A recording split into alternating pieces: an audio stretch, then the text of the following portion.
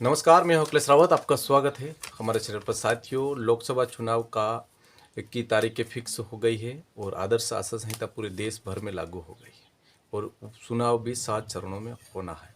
Election commission द्वारा इसकी पूरी गाइडलाइन जारी कर दी गई है, लेकिन हमने वीडियो के माध्यम से आपको राजस्थान की 25 लोकसभा सीटों में से एक बहुचर्चित सीट डूंगरपुर बांसवाड़ा सीट के बारे में हमने आपको बताया था। लेकिन उसके साथ साथ में हम 25 लोकसभा सीटों में से एक और बहुचर्चित सीट है, जहां से जो राजस्थान की वो जो सीट है, बहुचर्चित सीट है, जिसकी हमेशा सोशल मीडिया हो चाहे धरातल पर हो, हमेशा उसकी चर्चाएं होती है। तो वो लोकसभा सीट है उदयपुर लोकसभा सीट। उदयपुर लोकसभा सीट में भारतीय जनता पार्टी, कांग्रेस और भारत आदिवासी पार्टी ने, तीनों पार्टियों ने नए प्रत्याशियों को उतारा है। भारतीय जनता पार्टी 2014 में उनके जो मोदी लहर में भारतीय जनता पार्टी के अर्जुन लाल मीणा, वो जो कई वोटों से जीते थे, वो दूसरी बार 2019 में फिर सांसद बनाए गए। उन्होंने कांग्रेस प्रत्याशी को लगभग 4,87,000 वोटों से हराया था और भारतीय ट्राइबल पार्टी वहाँ से लड़ी थी और वो करीबन 51,000 के समथिंग वोट लाई थी। भारतीय ट्राइबल पार्टी भी वहाँ से चुनाव लड़ी थी और उनको इतने वोट मिले थे। तो भारतीय जनता पार्टी ने अभी मन्नालाल रावत को प्रत्याशी बनाया गया है। कांग्रेस ने ताराचंद मीणा, जो कि आईएएस अफसर रहे, उनको बनाया है और भारत आदिवासी पार्टी ने प्रकाश भूज को अपना प्रत्याशी बनाया गया। तो ये उदयपुर सीट इसीलिए लोक चर्चित सीट है क्योंकि यहाँ पर नए प्रत्याशियों को उतारा गया और भारत आदिवासी पार्टी के भी प्रत्याशी उतरे हैं। और कहीं ना कहीं कांग्रेस और भारतीय जनता पार्टी, ये सभी सीटें, यानी कि जो आदिवासी जो सीटें हैं, उनको उनकी तरफ फोकस करके उनको अपनी ओर मिलाना, यानी कि जीतने की कगार पे, इसलिए चुनाव यहाँ पर लड़ा जा रहा है। और कहीं ना कहीं प्रत्याशियों को भी भारतीय जनता पार्टी ने भी नए प्रत्याशी उतारे हैं और कांग्रेस ने भी नए प्रत्याशी उतारे हैं। तो कहीं ना कहीं इन लोकसभा सीटों पर बीएपी का भी वर्चस्व है और बीएपी की भी रात दिन चर्चाएं हो रही है। और बीएपी की चर्चा क्यों नहीं होगी, क्योंकि यहीं से दो विधायक भी इसी लोकसभा क्षेत्र से उन्होंने बनाए हैं। तो राजस्थान की करीबन इन सभी सीटों में से भारत आदिवासी पार्टी ने तीन विधानसभा सीट जीती है और 2 विधानसभा जो सीट है जो उदयपुर इस लोकसभा क्षेत्र से आती है। तो ये इसलिए जो चर्चा में ये जो सीट है, तो हम इसके बारे में आपको बारीकी से हम बताएंगे कि कौन सी पार्टी कितनी मजबूत है और किनके पार्टी के कितने विधायक हैं इन 8, और इस लोकसभा में लगभग 8 विधानसभा आती है। तो हम उन सभी की बारीकी से हम आपको बताएंगे। तो भारतीय जनता पार्टी ने भी मन्नालाल रावत को अपना प्रत्याशी बनाया है, कांग्रेस ने ताराचंद मीणा को प्रत्याशी बनाया है और भारत आदिवासी पार्टी ने भी यहाँ से प्रकाश भूज को अपना प्रत्याशी बनाया है। बीटीपी ने अभी प्रत्याशी घोषित नहीं करा है और भी पार्टियां हैं, जो आम आदमी पार्टी है, चाहे निर्दलीय प्रत्याशी, वो अभी उसका हम नहीं कह सकते, बाद में कर सकते। लेकिन हम उन सभी 8 विधानसभा, जो कि कौन कौन से, गोगुंदा, जाडोल, सलूमबर्ग, उदयपुर ग्रामीण, उदयपुर और आसपुर, धरियावाद और खेरवाड़ा, ये करके 8 सीट जो है वो, और इसमें से सभी सीटें एसटी की और 1-2 सीट, एक सीट ही खाली वो है। तो हम इसमें बारे में, पूरी सीट के बारे में हम पूरा बारीकी से हम आपको बताएंगे। जो 2023 को जो अभी विधानसभा चुनाव हुआ, जहां पर इनको कितना के भारतीय जनता पार्टी और कांग्रेस और बीएपी को कितने वोट मिले और कौन यहां से जीते। तो सर्वप्रथम पहली बात आती है गोगुंदा विधानसभा की। तो गोगुंदा विधानसभा में भारतीय जनता पार्टी ने प्रतापलाल भील को अपना प्रत्याशी बनाया और वो करीबन कांग्रेस के पार्टी जो डॉक्टर मांगीलाल गरासिया, उनको 3,665 वोटों से उन्होंने हराया। और यहाँ पर बीएपी पार्टी के उदयलाल भील, जो कि 8,094 वोट पहले प्रयास में उन्होंने लाया। दूसरी बात करें हम झाडोल की, तो झाडोल विधानसभा में बाबूलाल खराड़ी को बीजेपी ने अपना प्रत्याशी बनाया और बाबूलाल खराड़ी 6,488 वोटों से जीते। और दूसरे कांग्रेस के हीरालाल डांगी थे, वो जो दूसरे 6,488 वोटों से हारे। और इसके बाद में हम, जो कि बीएपी पार्टी यहाँ पर पहले प्रयास में, जिसके जो प्रत्याशी रहे दिनेश पांडोर, उन्होंने लगभग 44,503 वोट पहले प्रयास में लाए। और यहाँ से बीटीपी पार्टी का भी प्रत्याशी उतरा था, जो कि डॉक्टर देवविजय, वो लगभग 4,204 वोट पहले प्रयास में लाए थे। तो इसके बाद में खेरवाड़ा विधानसभा की बात करें, सिर्फ यही कांग्रेस पार्टी जीती है। तो खेरवाड़ा विधानसभा में डॉक्टर दयाराम परमार जो कि कांग्रेस से 17,244 वोटों से जीते हैं, और भारतीय जनता पार्टी के नानालाल आहारी करीबन 17,244 वोटों से हारे। और इसमें प्रवीण कुमार जो कि बीटीपी के तीसरे नंबर पे रहे, 53,290 वोट वो लाए थे। और बीएपी के विनोद कुमार मीणा जो लगभग चौथे नंबर पे रहे थे, और वो 16,189 वोट लाए थे। अब बात करते हैं उदयपुर ग्रामीण विधानसभा की। उदयपुर ग्रामीण विधानसभा में फूल सिंह मीणा जो कि बीजेपी के प्रत्याशी थे, और वो 27,345 वोटों से जीते। और कांग्रेस के प्रत्याशी को उन्होंने, जो डॉक्टर विवेक कटारा थे, वो उनको 27,345 वोटों से हराया था। और उसमें भारतीय आदिवासी पार्टी जो कि बीएपी से उन्होंने अमित कुमार खराड़ी जो कि पहले प्रयास में चुनाव लड़े और 25,172 वोट लाए और तीसरे नंबर पर। अब बात करें उदयपुर की, तो उदयपुर में ताराचंद जैन जो कि बीजेपी थे प्रत्याशी थे, लगभग 32,771 वोटों से उन्होंने कांग्रेस के प्रत्याशी को हराया था।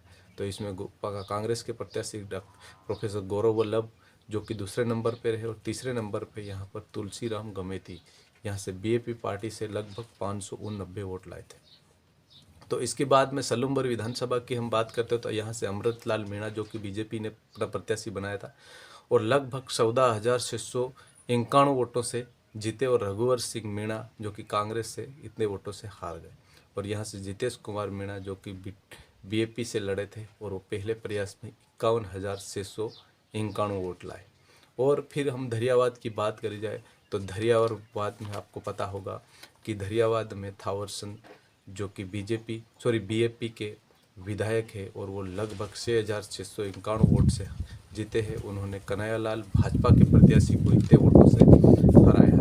और कांग्रेस के नागराज जो कि तीसरे नंबर पे रहे, और यहाँ पर 46,449 वोट लाए हैं।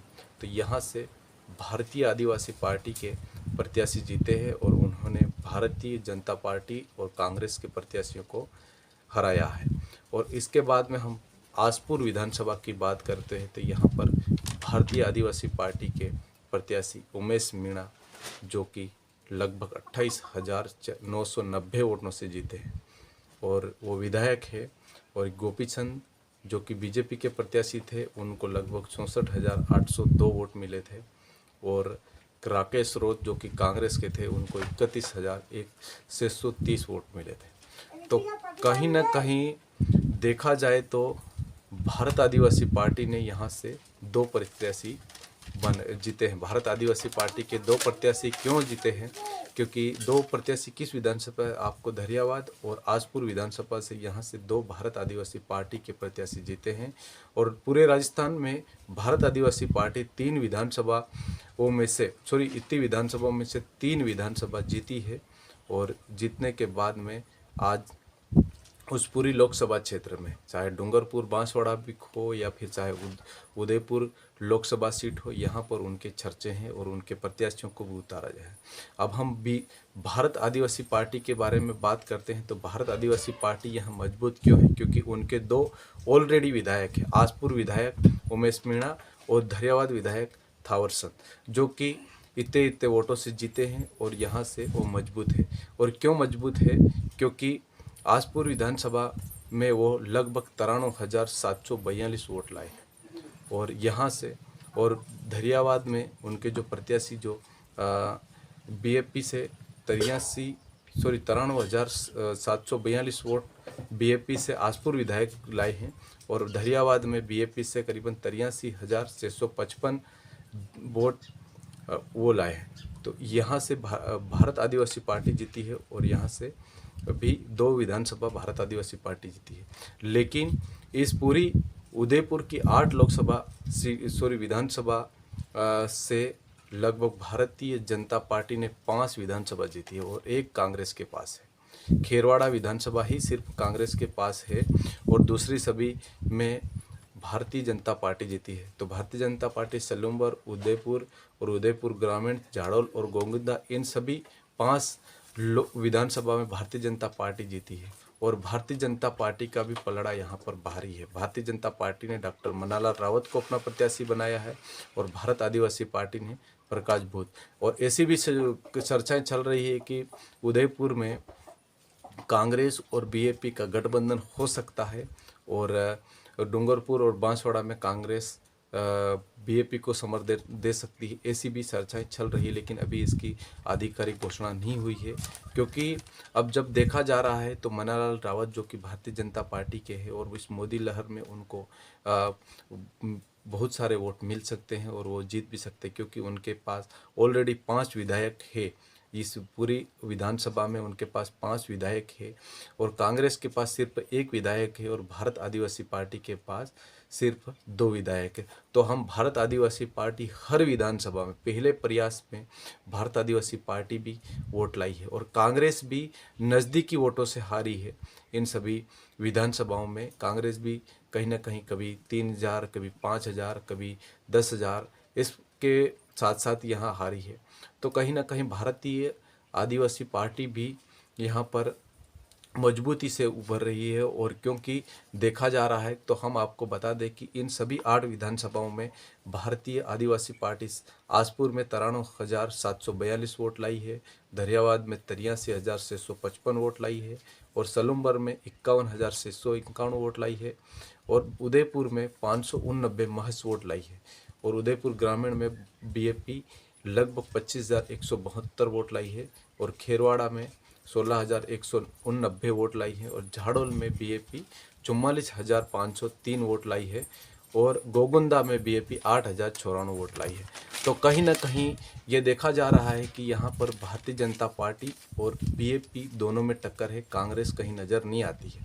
क्यों कांग्रेस नज़र में नहीं आती? अगर बीएपी का गठबंधन अगर कांग्रेस से होता है और भारतीय जनता पार्टी वैसे ही 2014 और 2019 यहाँ से जीती हुई है और मोदी लहर में भारतीय जनता पार्टी 400 पार का जो लक्ष्य लेके चल रही है, तो कहीं ना कहीं भारतीय जनता पार्टी भी यहाँ से जीत सकती है। और भारत आदिवासी पार्टी और भारतीय जनता पार्टी और कांग्रेस इन तीनों की यहाँ टक्कर है और यहाँ पर बीटीपी भी अपना प्रत्याशी उतार सकती है, आम आदमी पार्टी भी उतार सकती है और बहुजन समाजवादी पार्टी भी यहाँ से बछप्पा भी उतार सकती है, ऐसा बताया जा रहा है। लेकिन यहाँ पर सीधा तौर पे देखा जा रहा है तो बीएपी का जो आदिवासी पूरा वोट है, आदिवासी बेल्ट की ये पूरी सीट है, तो कहीं ना कहीं ये जो भिल प्रदेश जो आंदोलन चल रहा है इसका भी फायदा वहाँ पर मिल सकता है। और ये जो विधायक 2-2 बनाए हैं इसी लोकसभा क्षेत्र से, तो कहीं ना कहीं बीएपी और भारतीय जनता पार्टी दोनों की टक्कर है।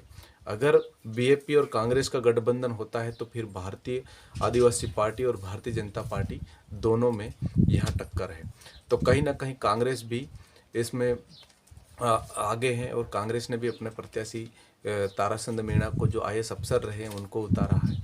तो कहीं ना कहीं उन्होंने भी नए चेहरे को यहाँ उतारा है। तो कांग्रेस भी अपनी पूरी ताकत से यहाँ पर चुनाव लड़ेगी और बीएपी भी पूरी ताकत से लड़ रही है। और उसके साथ में भारतीय जनता पार्टी ने तो आप देखा होगा कि भारतीय जनता पार्टी के यहाँ पर 5-5 विधायक है और मोदी लहर है और 400 पार का जो लक्ष्य लेकर भारतीय जनता पार्टी यहाँ से चुनाव लड़ रही है। तो कहीं ना कहीं ये हो सकता है। तो बीएपी भी यहाँ पर बीएपी के प्रत्याशी भी यहाँ पर प्रबल दावेदार माने जा रहे हैं। तो इस हिसाब से यहाँ पर कांग्रेस भी कहीं पीछे नहीं है। तो कांग्रेस और इन तीनों पार्टियों की कड़ी टक्कर आपके सामने दिख रही है। और रही बात इन सभी प्रत्याशियों को, सभी प्रत्याशी नए प्रत्याशी उतारे गए हैं और सभी अपनी नई शुरुआत कर रहे हैं। और कहीं ना कहीं देखा जा रहा है तो इन तीनों पार्टियां, अगर इनका वोट बैंक जब देखा जाए तो कहीं ना कहीं तीनों पार्टियां आसपास ही नज़र आ रही है। लेकिन भारतीय जनता पार्टी वैसे मजबूत दिख रही है और बीएपी दोनों की टक्कर और कांग्रेस की भी टक्कर दिख रही है। धन्यवाद। आपको हमारा वीडियो कैसा लगा कमेंट बॉक्स में अपनी राय अवश्य बताएं और चैनल को सब्सक्राइब अवश्य करें।